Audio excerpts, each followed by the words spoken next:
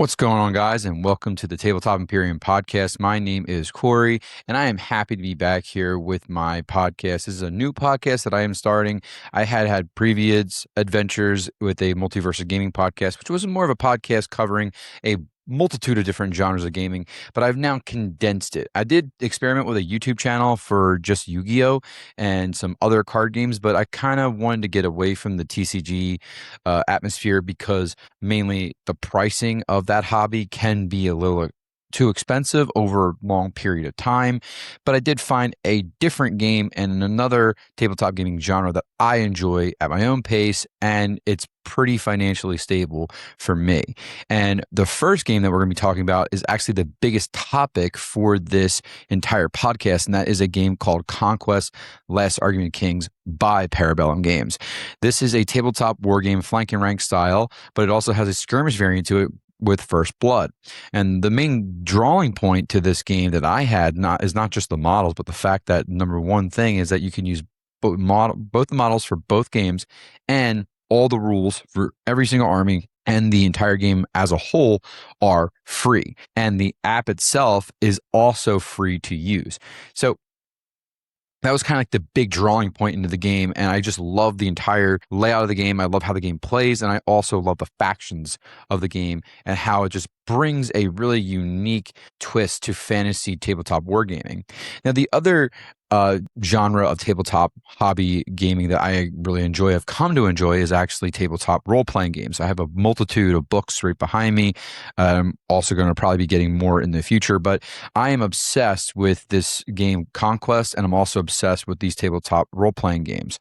And that's what this entire podcast is going to be about. It's going to be talking about Conquest: Last Army of Kings as a whole, and why I think it doesn't really even no other tabletop war game even comes close to what Parabellum Games has created. And we're also going to be mentioning why I would choose this game over Warhammer. Respectfully, for anyone listening to the podcast that really does like Warhammer, I'm no ill will toward you. I mean, that if that's your niche, that's your niche. It is what it is. I just prefer Conquest. I think it's a better game, and it's a better fit for me personally. The other side of the coin is tabletop role-playing games. I love tabletop role-playing games, and the best part about tabletop role-playing games is that there's so many different avenues and outlets of what kind of tabletop role-playing game you want to get out of. You have Star Wars, you have Warhammer the Old World, Soulbound, you have Blades in the Dark, Call of Cthulhu, Pendragon. There's so many different ways that you can approach playing a tabletop role-playing game, including the big one, Dungeons and Dragons, which is probably the most accessible to and the most successful to everyone across the entire world. That is also one way you could go about it as well. And we'll be covering all this stuff in much greater detail as we, start producing more content for the podcast as well. Now, what I wanted to talk about right out of the gate with Conquest: Last Argument of Kings is why I love this game and kind of what grabbed my attention. And there's a wide variety of reasons as to why the game did grab my attention. And I think the first thing I want to talk about is the spectacle. And I think it's the rank of soldiers, the huge monsters that exist, the characters, and how the characters can kind of be like your own unique twist on what that character specifically does, and how the infantry blocks just look so cool. I mean, when you have an undead army of Old Dominion, which are basically, this is a faction of Roman Empire meets Byzantine, but they're undead and they have necromancing powers. It's just an unbelievable experience. And that's what kind of like the first thing that really hooked me. It wasn't even the rules. It was like just how awesome the models looked on the tabletop, especially when you throw in a frontline gaming map and you actually have like serious terrain, or like an open battlefield, like a flank and rank style open battlefield. There's no terrain. It's just like meat in the face, no objectives, just all 100%. My favorite setup is to just go in and get kill points. Best way to play, in my opinion. But in fact, when I start my club, I am going to be starting a club, hopefully becoming a vanguard and getting more people into the game. I'm going, that is like the main feature scenario, is just playing kill points and going ham from there, just trying to adapt strategies on how certain factions would work. Because I have 7 factions. I own the Wadroon, I own the 100 Kingdoms, I own the Nords, I own the Dweghom, which is my favorite. I own Old Dominion, I own City States, and I also own Euroni. The ones I don't have are the Spire, Weaver Courts, and Sorcerer Kings. And I don't really like those factions those last three factions. They just there's something about their like aesthetic that just doesn't really fit my play, my not necessarily my play style, but just the spectacle of those three factions. And whoever wants to play those factions, I'm not telling you not to, because they're great and they have their own strengths, and but they also have their own weaknesses. But for me, just it's a more of an aesthetic concept than anything, and I just not really a fan. But the spectacle of Conquest, it really feels like this when you play this rank and flank experience. It's something out of like a movie, like you're watching like a movie of flank and rank battling, a medieval battling unfold right in front of you. And I think that that's the best part about playing this game, is that it really does feel like you are playing a true flank and rank movie. Like you are the director, and that's why I love it so much. And then it just feels like a war. I mean, that's the like Warhammer, I also think does feel like that, but for Conquest specifically, I think it's maybe like the fact that when you put these on the tabletop, it's painted and these models are in these stands and they're moving, in their own in their own directions, and you're creating your own strategy. It just really feels like a true war game experience from a fantasy perspective. I feel like I'm witnessing like almost like the siege of Minas Tirith from Lord of the Rings: Return of the King, or when the Rohirrim march down the hill in Helm's Deep, right? That's what I feel when I'm playing this game. I don't really get that feeling when I'm playing a bunch of other tabletop war games, because I've played a bunch. I played obviously Warhammer, I played Warhammer Fantasy Battles, I played Kings of War, I played Infinity, Halo Flashpoint, Kill Team. I think I even dabbled a little bit with Mordheim and Warcry, but that was about it. This no game really on the tabletop, even like all the trading card games I've played throughout my life, has really quite grasped my attention like a Conquest Last Argument of Kings has. And I think that's attributed to just how passionate Parabellum Games is with designing the game, and just from up front at a first glance, you just these armies are just great. And I also think that the next point that I want to talk about is the scale, because they're a little bit bigger, which allows for more customization of painting for your models. And I think that this is a very important distinction, because most other tabletop war games are not at that 38 millimeter scale, whereas Conquest Last Harmony Kings is, and it gives you a little bit more freedom to, like I said, customize your miniatures. And it also gives you a bigger canvas to paint those miniatures and then get extra details that you want. And this might not be a big point for a lot of people. I, for one, really do enjoy this, because I actually need a bigger canvas. One of the worst painting experiences I've ever had was trying to paint Infinity miniatures. Not only are they metal and pewter, but they're also a pain to paint. They are just so tiny for me, and I got big hands. So when I was painting them, I did not enjoy it. And that was kind of one of the major reasons why I kind of stopped playing Infinity.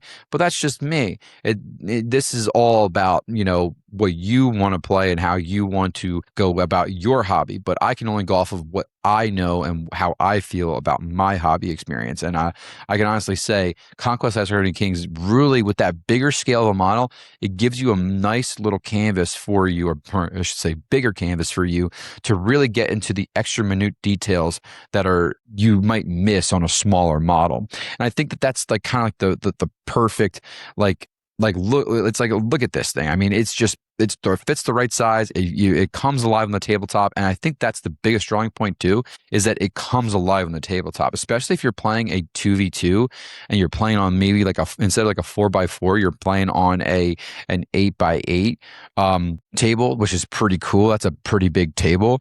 I don't think actually it would be it would be just 4x8. Excuse me, it'd be a 4x8 table, and that's a pretty big battlefield in and of itself. You got your army, your teammates' army versus your opponents, and that's a pretty big scale. And when you have all of them painted together, you have all these models in that 38 millimeter scale on the tabletop at that kind of like 2,000 points each for each person. 4,000 total points per team. That's a lot of models that look fantastic on the tabletop, especially when they're painted. And I think that kind of goes into like how the factions all have their own unique aesthetic, not just from a play style, but how they look. And that's what I want to talk about next, is that the factions are super, super awesome. And one of the most unique things about this fantasy faction I found was that there's not a single elf in sight.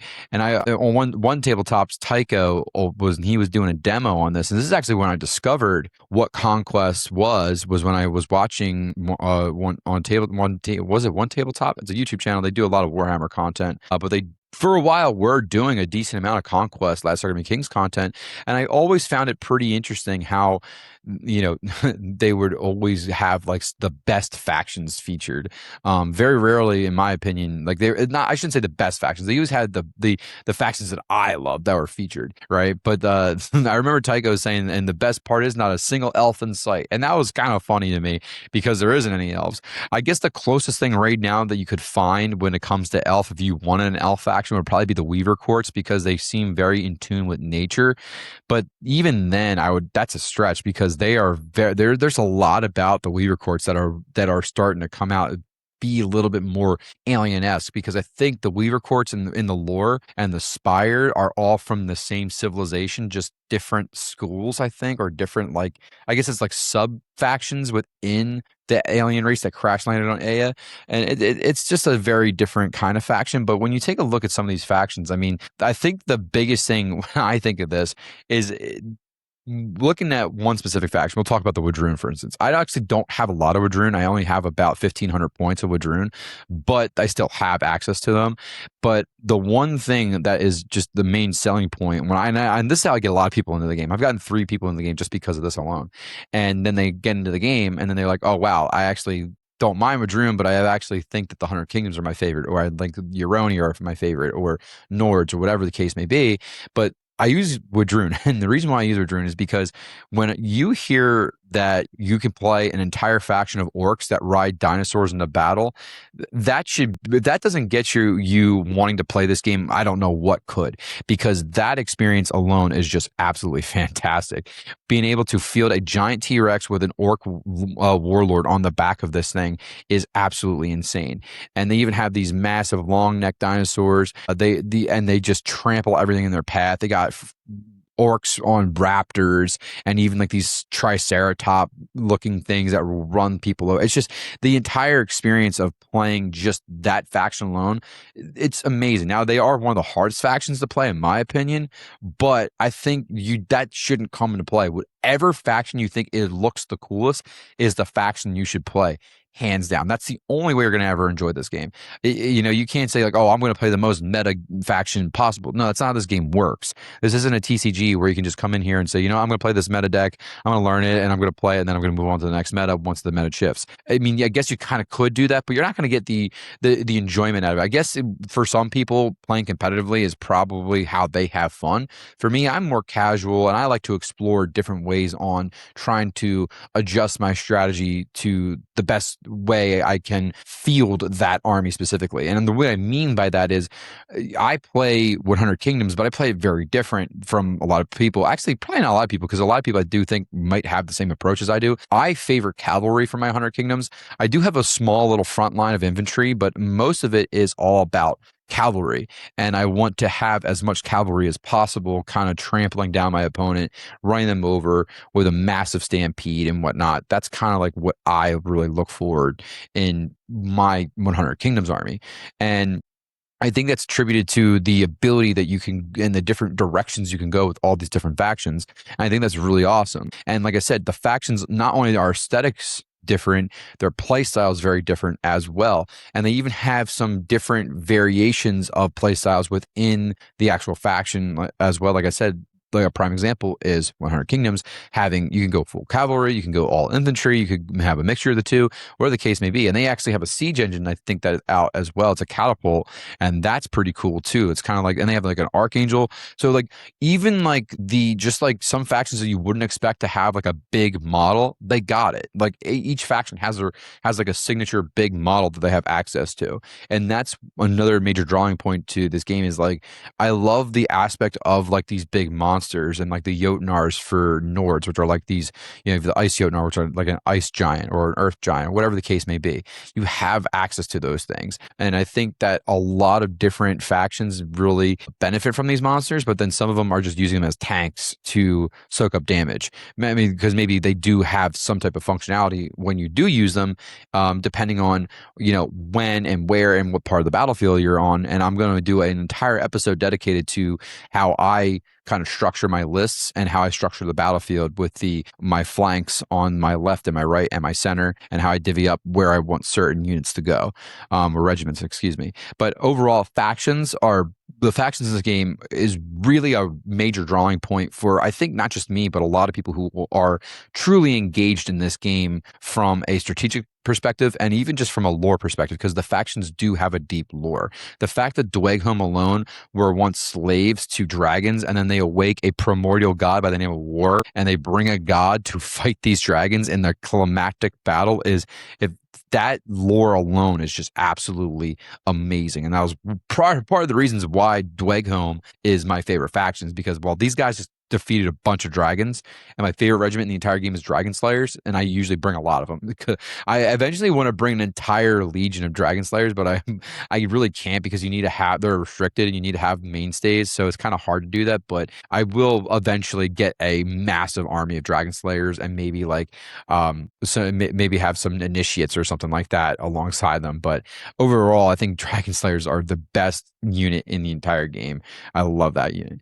So next, I would also now we're getting into kind of like the rules theory and the rules concepts that kind of go into the game. So the rules in the game are they're already free, right? So that's the best part. And the best part is that they're also living rules. And I think that is really interesting, because let's take a look at this and we compare and contrast. I mean, you might argue that it's comparing apples to oranges, but when you take a look at a game like Warhammer 40,000 or Warhammer Age of Sigmar or Warhammer The Old World, the one thing that Games Workshop did for years, and it just drove me nuts, is the fact that not only did you have to buy the rule book, you had to buy the rules for your army. And the army itself already costs about, I don't know, and depending on the army, it's army dependent. But if we take a look at, Warhammer 40,000, the army itself just in price, from like an Imperial Guard perspective, you're going to be putting out a big chunk of money because they need a lot of numbers. But you're also going to be putting out a chunk of money for your Space Marines, because Space Marines cost more per kit. So again, the rules should not have to cost anything. And I think that is a downer, in my opinion, when it came to trying to really justify why I'm even playing Warhammer anymore.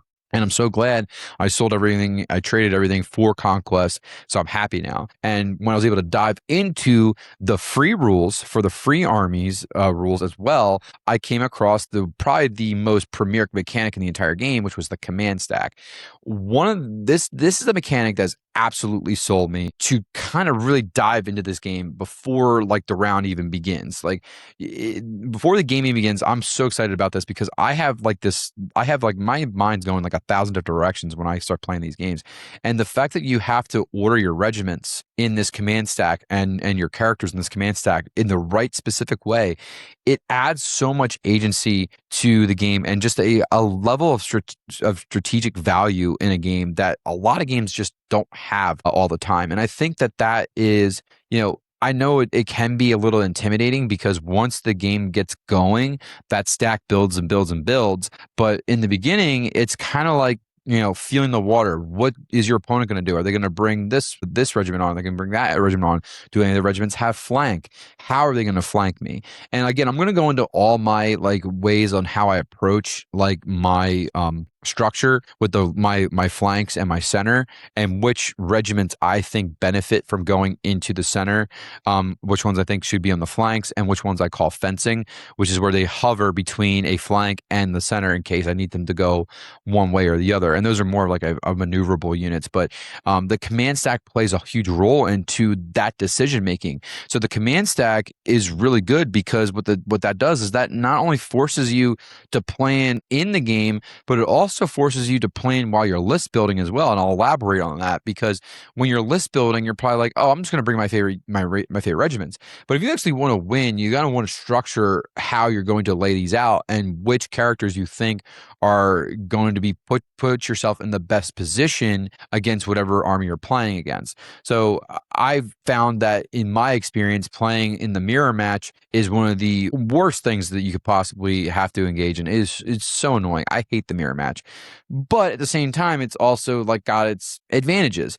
And the command stack, I think, in those mirror matches, like let's say we're playing a Dweghome versus Dweghome showdown, and there's and the theme could be it's like a civil war that has erupted again, and these Dweghome are now possessed by the dragons, and the dragons have turned them against their kin, and now they're in a full-blown civil war. Whatever the case you want to do, however you want to try and do it, right? But the fact of the simple matter is, I think that the command stack forces you to build your list in a certain way, because then you have to start planning even before the game starts. Like, okay, you know what? I'm bringing Dragon Slayers, but I'm also bringing Initiates, and I'm going to bring my whole Ballistae, so I have some firepower in the back. But I also would think about bringing the Infernal Automata. But do I need to bring a Drake just soak up damage if the Automata just gets ran over? But they also have Aura of Death, so I could support them with some Flame Berserkers as well. And they also have Aura of Death, so I could kind of push them into the center. But I'm trying to figure out how I can lay that out where they're not going to get blown away as just chaff, because they do provide a lot of utility with that Aura of Death. So these are the things that you can start thinking about when you're designing your list. But the command stack forces you to think that way, because then when you go into your command stack and you have to plan your strategy out before the round even starts, that in itself is true commander value. That is true, like you are really thinking like a commanding officer or general on the battlefield. And I think that a lot of people who appreciate that strategy and that depth of strategy really understand this game and really want to pursue this game even further from the perspective of getting more armies, really experimenting with different lists and different regiments as well. So I think the command stack plays a huge role in getting people excited for the strategy, but also getting people excited to build more armies with this. And I think that the alternating activations is attributed to, and this piggybacks right into the next point with the command stack, but the alternating activations by far is that mechanic alone literally can steal any Warhammer player. And believe me, it's the truth, because what is the main argument every single Warhammer player has whenever they get behind in a Warhammer game? Okay, it is hands down, I can't do anything on this turn, and my entire army, half my army, possibly could get blown away. And that has happened to me. I have had a situation because of the deployment and the objective in Warhammer 40K specifically, where there was a situation that we were in where I literally lost my entire left flank, which was 3 squads, and I hadn't even done anything yet. And in the next turn, I was preparing to deal some damage, and that didn't occur because and it was obviously bad like strategy on my part, but the fact of the matter is I wasn't even able to get a reaction. I couldn't react out of certain things. Now, stratagems do come into play in Warhammer, more so now than ever than with this specific story. This was the transition from, I think, 8th to 9th, I believe, and I was having such a tough time with not necessarily the transition from 8th edition to 9th edition, but more so like I was still having issues with the fact that I could not respond to my opponent because they were that much of a better player than I was. And I needed that alternating activation system to really adjust on the fly. And I think that's what it provides for players. They are able to adjust on the fly. And I think that is a more beneficial skill to learn, to change on the fly, as opposed to just sitting and waiting until something bad happens like Warhammer does. And I think that alternating activation system is another major point as to what can pull players into this game as well. So the alternating activations, it's not just alternating activations. Like, you are already committed to this activation order. So you use the command stack to commit to this order. And that was what makes Conquest system so special, is like you're planning this, and then even though it's an alternating activation system, you have like stacked your cards in a way like, oh, I knew he was going to do that. Here are my flame Berserkers, or here are my Dragon Slayers, or aha, my or the Ashen Dawn Knights are finally going to they're going to charge you and they're going to trample over you. You walked right into my trap. Blah blah blah blah blah. Whatever the case may be. But the fact of the matter is, the alternate activations and the command stack adds a huge variety that it just screams unique, right? And that's kind of the major drawing point of this game, is that it is rather unique compared to other games. And I think that alone is what I think should also be another reason for you to try this game out. And then if he didn't convince you yet, I'm going to try and convince you on this one, the reinforcements concept. So it's more of a battle that unfolds as you go. It's like you're a conquest battle as an actual progression of real battles, right? Not everything is on the board at once. You have everything starts in reserve, and then you start bringing all your army out onto the battlefield like a normal battle, like a real battle would actually utilize this concept, with like conscriptions moving forward and all these specific regiments coming in, not necessarily already on the battlefield, but that most certainly does happen. But it's just a cool experience, just seeing the game unfold and come alive in the middle of the game, if that makes sense. So it's like the game escalates from the start from the start of the game. It starts escalating a little bit, and then eventually everyone's army's on the board, and we're taking alternating activations. We're planning our stacks. We're going through them. This kind of ability. We're going through that kind of ability. Do I charge? I failed the charge, so now he's going to mow me down with his cavalry. Oh, wait, his cavalry just failed their charge. I might have a chance. So again, the mechanics kind of bounce and piggyback off of each other. And I think that's another major drawing point for me, is like the fact that these mechanics work so well together. I mean, like the command stack itself doesn't seem all that intuitive. It's just a stack of cards. But when you actually start to think about everything that goes into it, it's like just a recipe for success, right? And I think that's a major drawing point for me with this. It's a strong combination between the command stack, the reinforcements, and obviously the alternate activation system. It's just a unique experience in that regard alone, and that's even separating from the uniqueness of the factions themselves. Now, this is the final point that I'm going to mention about why I love this game so much, and it's mainly because the game feels tactical without becoming super miserable. Movement matters, right? Movement always matters in any kind of game like this.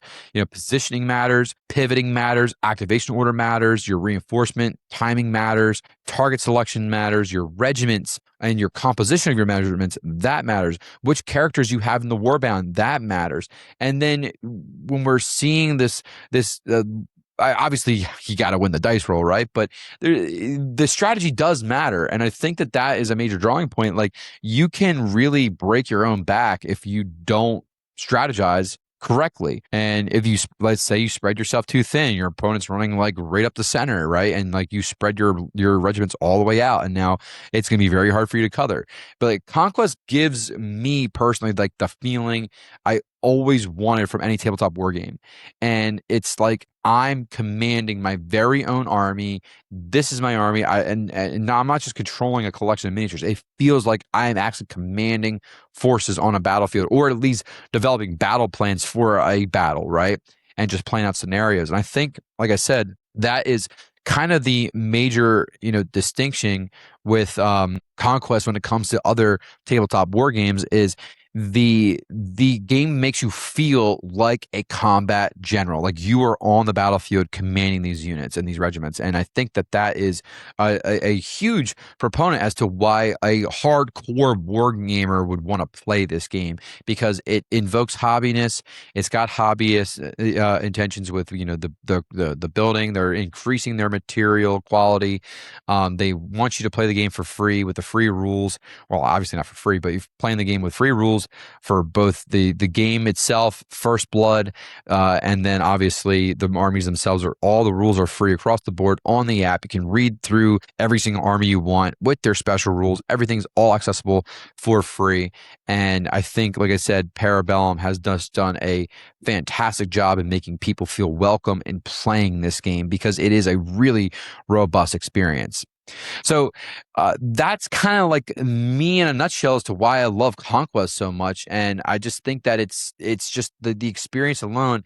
You got to take a chance on this game. You won't be disappointed, and you're not going to find yourself in a situation where you're going to be, struggling to build multiple armies. That's not the case for this game. In fact, if you have a lot of Warhammer stuff or Star Wars, Legion or Flashpoint or anything that's not Conquest that you think you could probably trade. Yeah, I traded my Halo Flashpoint stuff for probably about like 4,000 points worth of Old Dominion, and I got a great deal. I got a bunch of Old Dominion stuff. I traded my Infinity stuff for a bunch of Infinity stuff for a bunch of City State stuff.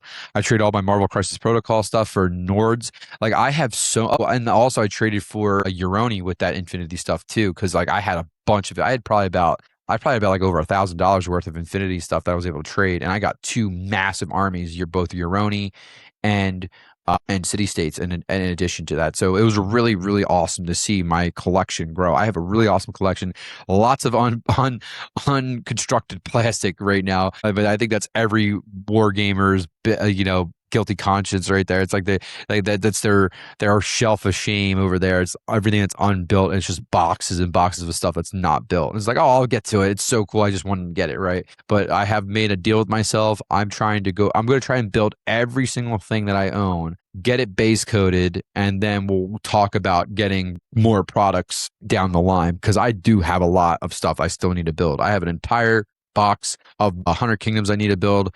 I have another entire box of Wadroon I need to build. I have a bunch of extra. Oh, I have an entire box of Nords I got to build. Like I have so much stuff I have to build. It's crazy. I got a bunch of trays that I have to build for Old Dominion, more Euroni stuff. I mean, I just have so much stuff I have to build. But that's the pact I'm going to make with myself, is trying to get through building all this stuff, get it all base coded, and then I can start playing and buying stuff again once I get everything all painted up onto the battlefield as well. So that concludes the first segment of what's going on in Conquest. But let's go into the Imperial briefing. What the heck am I actually playing right now? Obviously, it goes without saying I'm playing Conquest: Last Argument Kings, and if you don't want to play Conquest, you don't have to. Don't feel like I'm shoving this, in your face. But this is a podcast about playing Conquest. Like I want to play. If you want to play Conquest: Last Argument Kings, you've come to the right podcast to listen to. But there's also some other stuff that I like to play. Right, I'm a big fan of of tabletop role playing games, like I said, and this podcast is a great opportunity for you to listen on my experience with Conquest. We're going to talk, pretty casually about like, this tabletop rotation of different games in the entire tabletop gaming industry, of like what's hot and what's not. And I'm also going to be playing a bunch of different tabletop RPGs like Warhammer: The Old World RPG from Cubicle 7, Wrath and Glory from Cubicle 7, Soulbound from Cubicle 7. I love Cubicle 7. And then I'm also going to be the One Ring, Daggerheart, Draw Steel. Draw Steel is, oh my God, crisp, one of the most streamlined variations you could probably think of a fourth edition Dungeons and Dragons, but it still has a lot of depth to it as well. Love the gridded format for combat and everything like that, and action scenes. It's just a great experience. Draw Steel I highly, highly recommend. But I am playing Draw Steel, dabbling with a little bit of Pathfinder second edition, but we're kind of keeping that on the back burner right now, because the book that I have, the first core rule book for Pathfinder, is about, I think it's a little over 600 pages, and I'm not reading 600 pages of a role playing game right now, because that's outrageous. But like I said, I really do think that moving forward, we're going to be going into a lot of depth with not just Conquest, but my tabletop role playing game experience, my characters, my character design, what I'm looking for with my characters. I can honestly say my favorite role-playing game right now is kind of tied between Draw Steel and actually Age of Sigmar Soulbound. I actually really do like the Age of Sigmar setting. It's a lot of fun, but I think that Age of Sigmar is going to get replaced with the Warhammer The Old World tabletop RPG. I have that right here. I have them all right here. Big fan of these. These are like my rotating books right now. I eventually am getting my Star Wars physical copies from Edge Studios of the narrative dice system of Star Wars, because a buddy of mine wants to launch a awesome Old Republic campaign, which is going to be really, really cool. Going to be developing some Sith warriors in that one. He's going to be running the game and the campaign, so that's going to be fun. Can't wait for that. But yeah, tabletop role playing games are really, really awesome because I really think that you can go to a different place with tabletop role playing games, not just with Conquest, but with tabletop role playing games. Like you can really start to get into the character and really feel like you're in that setting, and you're only limited to your imagination. In fact, I would argue that tabletop role playing games is one of the most affordable hobbies you could get into because you just need the rule book, you need dice, a couple sheets of paper, and pencil. You don't need to use a grid if you don't want to. You don't need miniatures if you don't want to. Although draw steel, you do need miniatures. But if you don't have miniatures in draw steel and you need the grid, use graph paper. It's an easy solution. Now, why I fell so hard for tabletop role playing games is actually attributed to a problem that I had with World of Warcraft. So when I was playing World of Warcraft one time, I got into this situation where I was like climbing a mountain and I got glitched. I glitched in it. I could not get out of this stupid mountain. It was driving me absolutely insane. I had to restart it. My Hearthstone was not working. Like it was like I couldn't Hearthstone back to like my base, and it was just a nightmare. And it was like the whole entire thing was just glitching out, and like I was like I am not playing this for a while because that's ridiculous. But the amount of money that we're paying in subscriptions for that and for something like the glitch like that bad was pretty upsetting. But the fact of the matter is, I was like, you know what? That wouldn't have happened in a tabletop role playing game, and because I control my character. So if I wanted to make an athletics check to get out of that situation, I could, right? If you're playing D&D or any other game that has that athletics, test. But the fact of the matter is, like, you get to do whatever you want in a tabletop role playing game. You're not confined to the world and the avatar that you have, like in a RPG on the screen. And I think the tabletop RPG, like this segment about the RPG table is directly attributed to the fact that you have endless freedom. I think that's the biggest drawing point for tabletop role playing games is that you have endless freedom to do whatever you want in that specific tabletop RPG. So, for example, like I mentioned earlier, I am going to get the Star Wars narrative books system eventually. It's going to probably have to be for like maybe like anniversary or Christmas gift as well, or birthdays, because the books are expensive. Because it's Star Wars, and Edge Studios just reprinted a second running of the three core rule books, which are Edge of the Empire, Age of Rebellion, and Force and Destiny. Force and Destiny is selling like hotcakes. People want everywhere. We just want to play a Jedi or a Sith Lord, and I think that's kind of the main drawing point as to why the campaign for an Old Republic is so cool, is because you can play what's very common in those kind of situations, like the party that you were in, especially if you're pushing content. You were playing. You wasn't uncommon to have a bounty hunter with a Sith warrior, or an Inquisitor with a Sith warrior and a bounty hunter. You know what I mean? Like that wasn't an uncommon thing in the Old Republic video games. The Old Republic MMORPG, and then to do that on the tabletop and kind of have our own thing going and do it ourselves makes it all the while, and why I just enjoy tabletop role playing games so much, because it's my freedom. And not to mention, if you're not familiar with like trying to get into tabletop RPGs, or you are familiar with tabletop RPGs and you don't have access to a dungeon master or a game master, and you and your friend want to play a character, you don't want to be a DM, or if you're just by yourself and you read the rules and you feel like you can do this by yourself, like where do you go? Well, what I do is I'm a big time with solo RPGs. I have played all these RPGs behind me, even though they're not technically solo RPGs.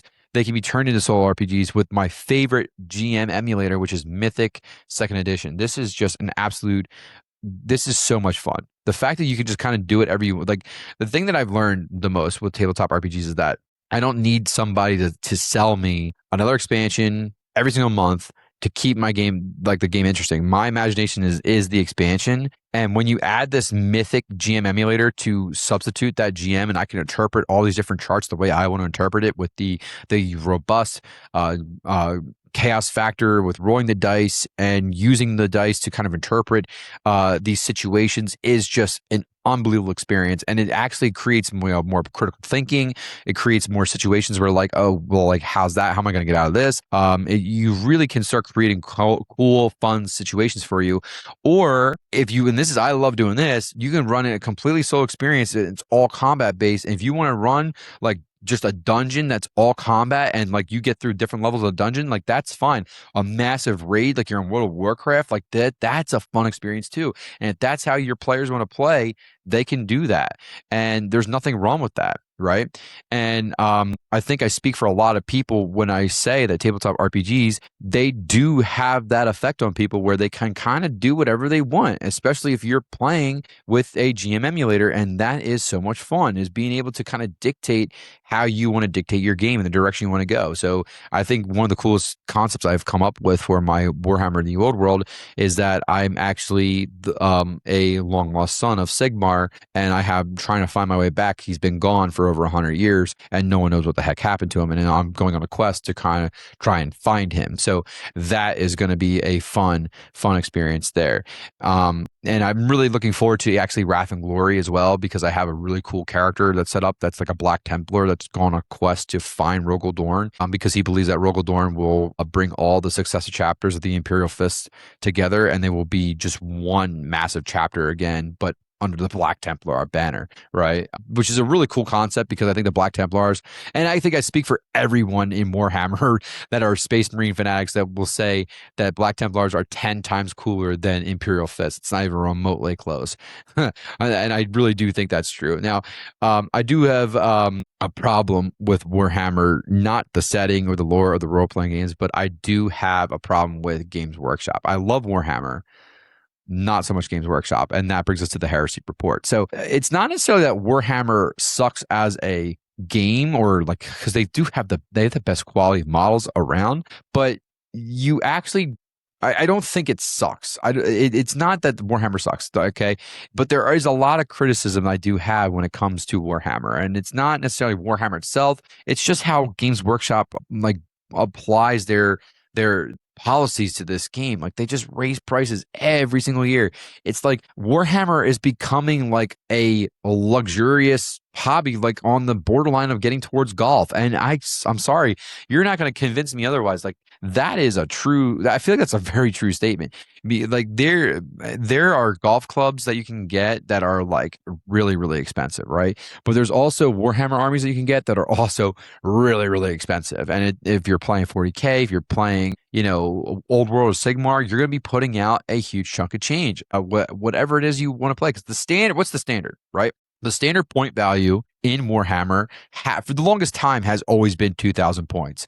It just has. You can play more, you can play less. Completely up to you. I know I played 2,000. I played 1850 before. I also played 2,000 points worth of Conquest, by 1850 in Conquest and 2,000 in Conquest. I've even played 1,500 in Conquest, and then they're all different experiences, but all still very fun ways of playing the game.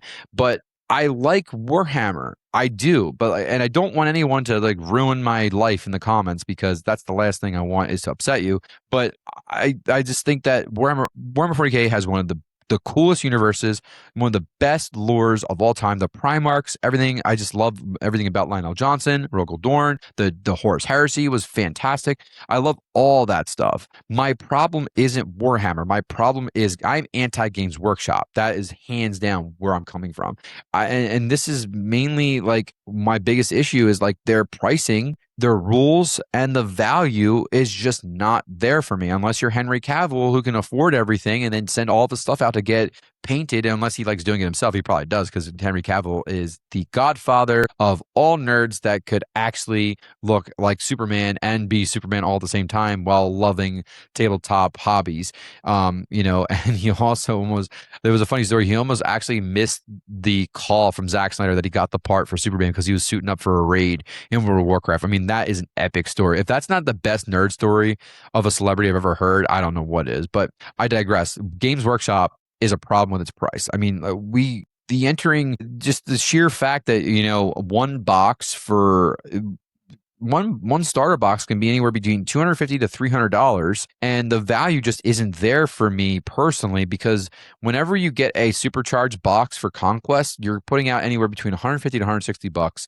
and you're getting anywhere between roughly 1,000 points to 1,500 points worth of product in there, because you're getting the 1,500 points could be added with the upgrades, because you can upgrade all your you can upgrade your regiments in some form or fashion. But the fact of the matter is, you can upgrade your characters too. And I think that the cool distinction between Conquest versus Warhammer is the price point. The price point for Conquest is much better because all you have to worry about is the models. Obviously you gotta get your paints and stuff like that, but like if you already have that stuff where you can get it from through trades, there are a lot of people willing to trade their Citadel paints away because they've just given up on Warhammer. I've seen it time and time again where Warhammer has just been left in the dust because of GW and what they are releasing as this unbelievably BS slop of like, oh, well, we have to raise the prices because the world's getting more expensive. That's why. But like, I mean, I understand their logic, but at the same time, is like they're worth hundreds of millions of dollars, if not billions, at this point. Like, there's no reason why they need to be upping the prices anymore. I think it's a little alarming when a Dark Talon that I for Dark Angels that I got back in, I think it was like 2019, was about $70, $75 range, maybe a little bit more. And I think right now it's like I think it's over 100. I'm pretty sure that the Dark Talon is over $100. I mean, the pricing for some of these games is absolute, or some of these models is absolutely ridiculous because one of the things that I think that GW does very, very well is they put a nice bow around it, right? Like, you need this, right? But like, do I need it? But the Dark Talon comes in around $89, and I remember when this thing was $70. So it's basically $20 extra, right? A dark, not to mention like, GW has no problem with changing when they change editions. They have no problem with saying, you know what, that unit doesn't work anymore. Oh, you know what, you can't use those units anymore, so you're just not going to be able to use those. And this is a prime example with the transition from the Space Marine to the Primaris Space Marine. I don't mind Primaris. I just think that they could have done something better, and at least given, like, I think the Primaris was just a poor excuse to get players excited to buy more Space Marine stuff when they literally could have done that by just making the models bigger. Like, they could have literally made all the original Space Marine founding size Space Marine models. They could have made them bigger, and like they did with the Chaos Space Marine models. The Chaos Space Marine models were outdated. They needed an upgrade. Fine, great, whatever. But you could have done the same thing with traditional Space Marines, and you didn't have to go out of your way to create this robust lore of the Primaris, and why Robute Gilliman decided it would be a good idea. Like, there was no need for any of that. And I think that was a really, really obnoxious punch to the gut for anyone playing Space Marines. Even though they were the poster child, like, they kind of left players in the dark, because now, like there's a lot of Space Marine players that don't even use any of their original units, which is frustrating. I think also this is another big issue that I have, is like, when we talk about experience of like just the fact that they constantly are updating it. Like, they're in our 11th edition. Like, I feel like people don't even get to experience the 10th edition or the 9th edition before. Like, they just change editions every like 5 seconds. It's absolutely ridiculous. And then the books cost money. You're paying for the rule book, you're paying for your codex. Citadel is single-handedly one of the most ridiculous pricing of paints I've ever come across. It's absolutely ridiculous on these paints, and how expensive they are. I just can't take it anymore with how expensive overall, like, Games Workshop has become, and the value just isn't there. The value is not there. I cannot say this enough. You're not getting, in my opinion, the value of what you're putting out. It's just the truth. And I think that moving forward, for people who are in Warhammer, proceed with caution right now. But specifically when it comes to Warhammer, price, lack of access to rules and product churn and changing of editions, and then value. These are things you want to look for when it comes to the development of your hobby. Are you going to continue to pursue a hobby that is just constantly really punching in the gut on a wide variety of different fronts? Take that into consideration moving forward. Now, I do have a background in TCGs, but I don't really want to get into too many TCGs right now, because TCGs for me they're not necessarily dead, but they are definitely put on the back burner. I can't keep going with TCGs. It's just too much for me financially. So I was actually planning on doing a small report for TCGs, but on the podcast, but I think that I'm just gonna nip this in the butt right now. Like TCGs, I think on this are just not going to be, a major point. There might be a small little TCG dispatch message that I will add in. It'll maybe take like, a minute or two, 5 minutes on updates, because I do like keeping up with it a little bit, and I'll play like free like simulators online to like experience it and whatnot. I do, dabble in One Piece every now and then online with like the free emulator, Digimon 2, Yu-Gi-Oh, you name it. I think someone already produced a Naruto TCG emulator already. I don't know how the heck they did that from Bandai, but apparently they did. But other than that, not much from me with the TCG. There's just trading card games just don't get me excited anymore. Conquest and these role playing games and these miniatures, like this is what gets me excited now, because I can be home with my family. They like paint. My oldest loves painting the models with me. My wife she's very artistic when it comes to like arts and crafts and stuff like that. So she would definitely probably be very, very good at painting, and she hasn't done it yet. She does want to try it, but she hasn't done it, exactly yet. But my oldest really likes, and she enjoys it too. So it's a fun experience for everyone in the family to kind of like sit down, be social, have some fun playing some games, and even painting, and just talking about our day, and having some dinner while we're painting some models, and they're helping me out get my entire collection all painted up in the way I want it. So, and getting it on the tabletop, because it just looks so much better on the tabletop instead of it just being a plain gray miniature. But that being said, guys, that's going to bring us to the end of episode 1 of the Tabletop Imperium podcast, guys. I talk to you guys about like a pretty good idea of what is going to be coming on the podcast. Conquest is going to be a massive presence here, and sometimes the Conquest corner is going to be a even longer, not just like a 30-minute run, like upwards of 45 minutes, even to an hour. Sometimes I'll just talk about Conquest because I love this game that much. It's slowly becoming my favorite game of all time on the tabletop. We're going to deep dive also into some tabletop RPGs. TCGs aren't really going to be on here. It might like little tidbits, and then we're obviously going to be talking about the Heresy report on what Games Workshop did in the industry today, whether it's good or it's bad. You never know with them. But I hope you guys really enjoyed this episode. It was really awesome to finally get to do the podcast again. I love podcasting. It's a lot of fun. I love talking about all things hobbies. I love talking about all things gaming, for that matter. It's just overall a very, very fun experience when it comes down to it for me personally. I really love everything about tabletop gaming, whether it's talking about board games, war games, RPGs, card games, you name it. It's just a fun experience overall. I've always wanted to design my own tabletop game. I've tried to design some card games. I actually have an idea of designing a tabletop war game that actually feels like a war game structure, like rivaling Conquest, Warhammer, even like a skirmish game, or like even Dust Warfare, Dust 1947. Those games were great too, but without miniatures, just like little discs, like inspiration like from Disc Wars, Warhammer Disc Wars, which was like all these like cardboard discs that were like you could create your own army from these discs, and you can literally the portability was just kind of like the main selling point for me. Love that game. I have it somewhere. I don't know where I put it, but that game's fantastic. But that's kind of the concept I'm going for. Hopefully I could probably get that up and running someday. If anyone has any pointers on how I could approach that, let me know. It'd be really good to hear from you moving forward. So I hope you guys have a pretty good idea of where I'm going with this podcast. I really hope you guys tune in next week. We're going to deep dive more into Conquest and tabletop RPGs, and obviously we're going to be talking about the Heresy report moving forward for anything that you want to talk about that comes up about GW, and also maybe a little tidbit of TCGs, a very, very smidge, like maybe 5 to 10 minutes on anything TCG related. So with that being said, guys, I really hope you enjoyed this first episode. This is Corey signing off from the Tabletop Imperium podcast, and I will see you next time, guys. Peace.